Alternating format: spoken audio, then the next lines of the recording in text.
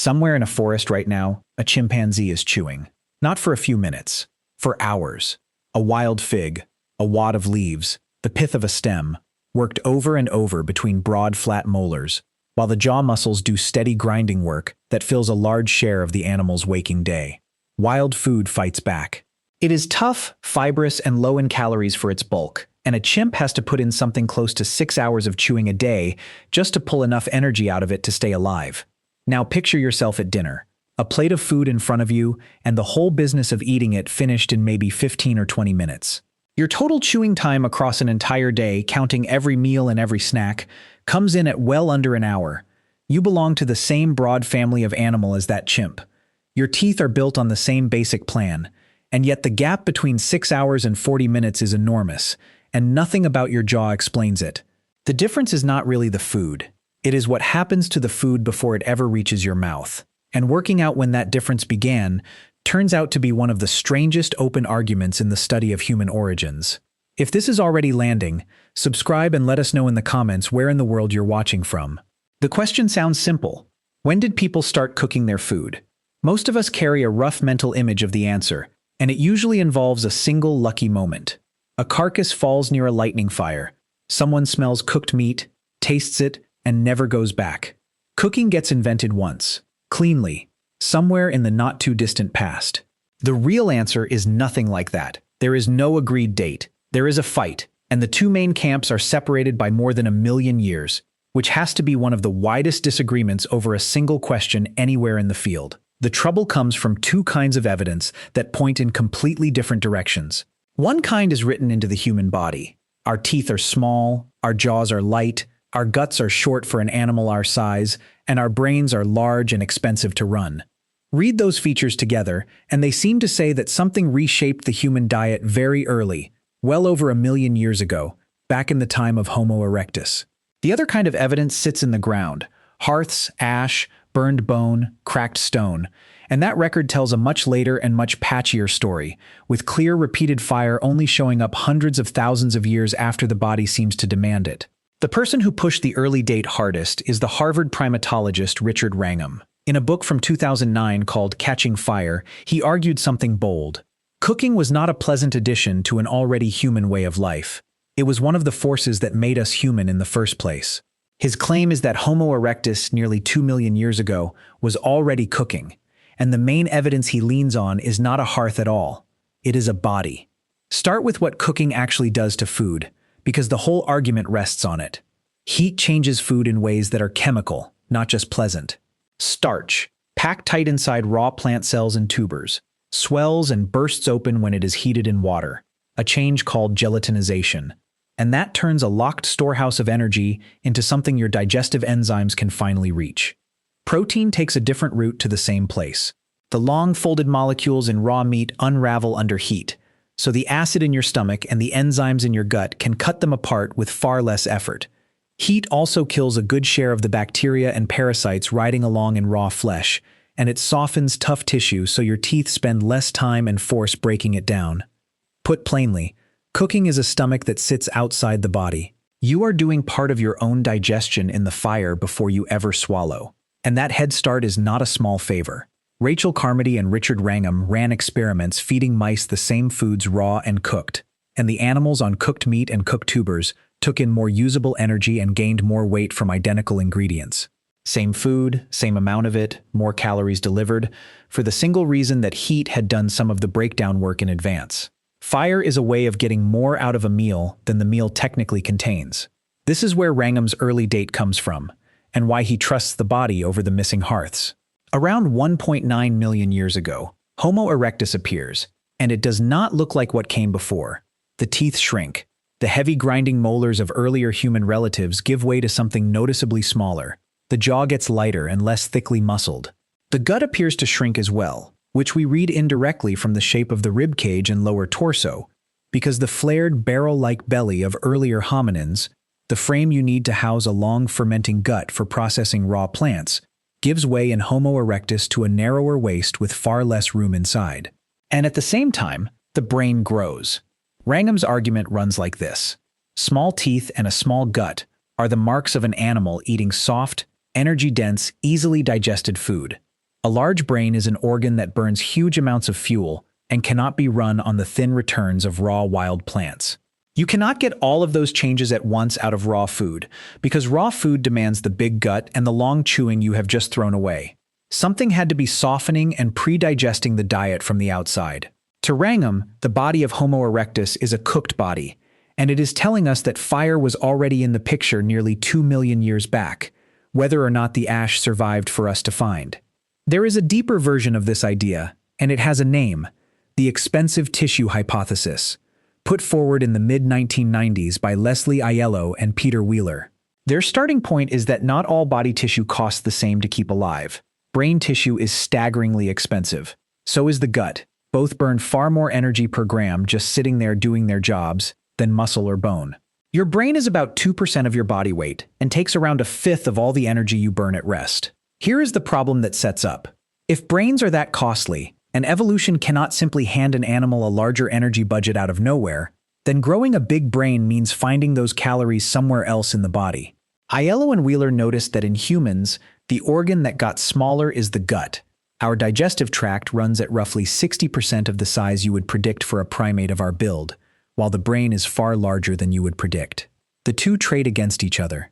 The way to afford an expensive brain is to run a cheaper gut, and the way to run a cheaper gut without starving is to eat food that has already been broken down before it arrives. Cooking is the obvious candidate for what rewrote that budget. It let the gut shrink and it paid for the brain to grow. If this video is giving you something to think about, subscribe and turn on notifications. It helps us keep making content like this. Here is where the clean story starts to wobble, and the honest thing is to sit with the wobble instead of smoothing it over. Cooking is not the only way to pre-break food. You can also just cut it and crush it. A set of experiments by Catherine Zink and Daniel Lieberman at Harvard showed how much even that simple step matters. They had people chew real food while the force of the jaw and the number of chews were measured, and they compared raw whole food against food that had only been sliced or pounded. No fire involved, just a stone edge and a bit of mashing. The effect was large. Slicing meat and pounding tough tubers cut the chewing work sharply. Fewer chews, less force, meal after meal, without a single flame.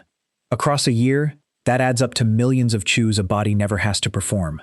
That matters because slicing and pounding are far easier to imagine early Homo doing than controlling fire. Stone tools for cutting go back well over 2 million years, and you do not need to master a flame to smash a root between two rocks. So at least part of the shrinking teeth and lighter jaw of Homo erectus might come from mechanical processing rather than heat. This does not sink Wrangham's idea, because raw processed food still struggles to feed a brain the size of ours, and cutting does nothing to unlock the energy that only heat releases. But it does mean the body alone cannot prove cooking specifically. Something was working the food over early. Whether it was a blade or a fire is exactly the gap. So turn to the ground, and the picture changes character completely. If Homo erectus was cooking nearly 2 million years ago, you would like to find the fires. And for most of that stretch, we simply do not. At least not in a way everyone accepts. There are early hints. At Wonderwork Cave in South Africa, researchers found burned bone and the ashed remains of plants sitting deep inside the cave in layers around 1 million years old, far enough from the entrance that a passing wildfire is hard to blame. That is roughly the oldest widely respected evidence for fire being handled by people, and it already lands hundreds of thousands of years after the body supposedly went cooked.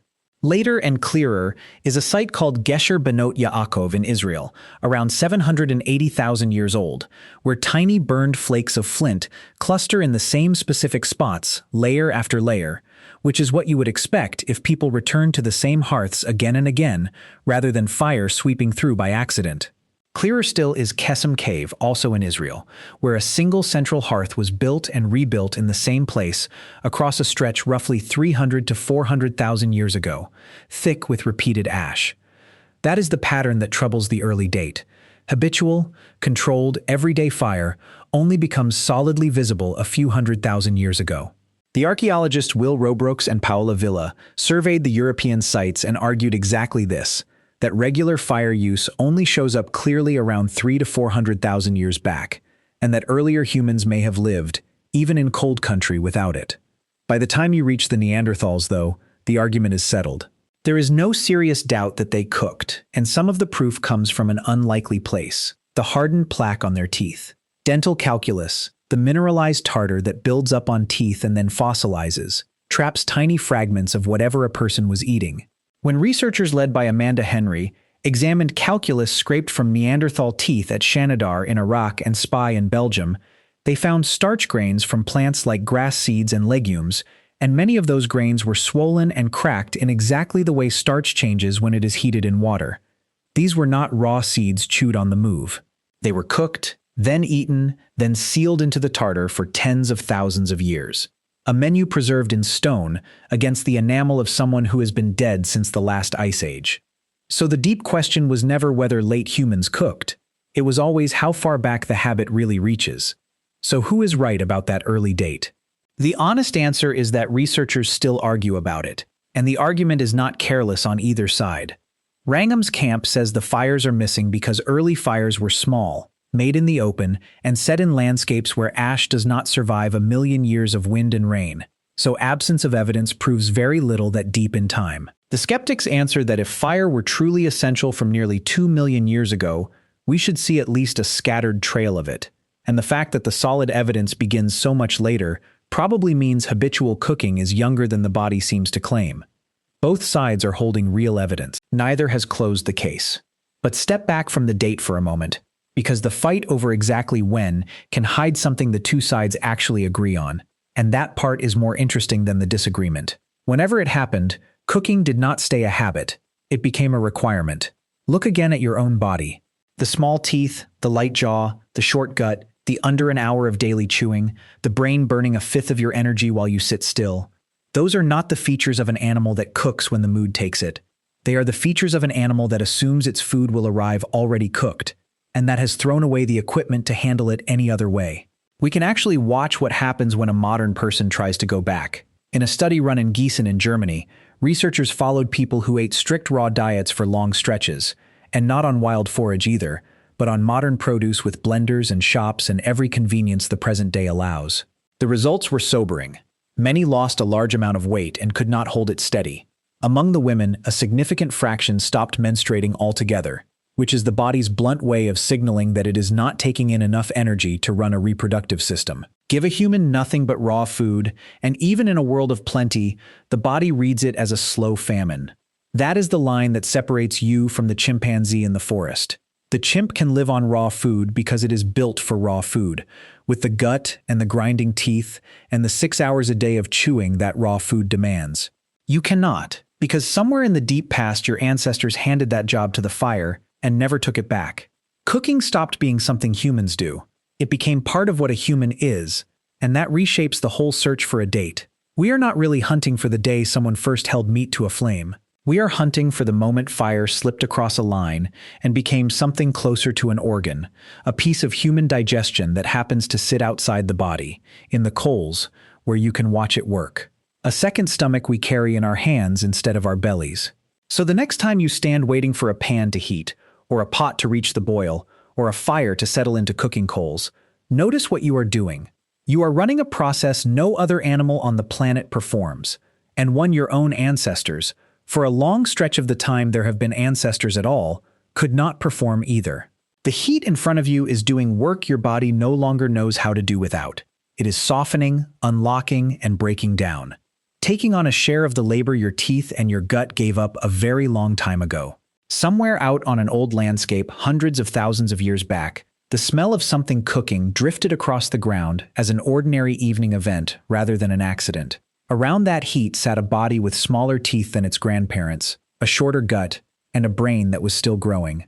A brain that would go on, across an unimaginable run of nights, to become the one reading these words. The fire came first, then almost everything else we are. Thank you for watching. More videos are on your screen now, and if you haven't already, subscribe. We'll see you in the next one.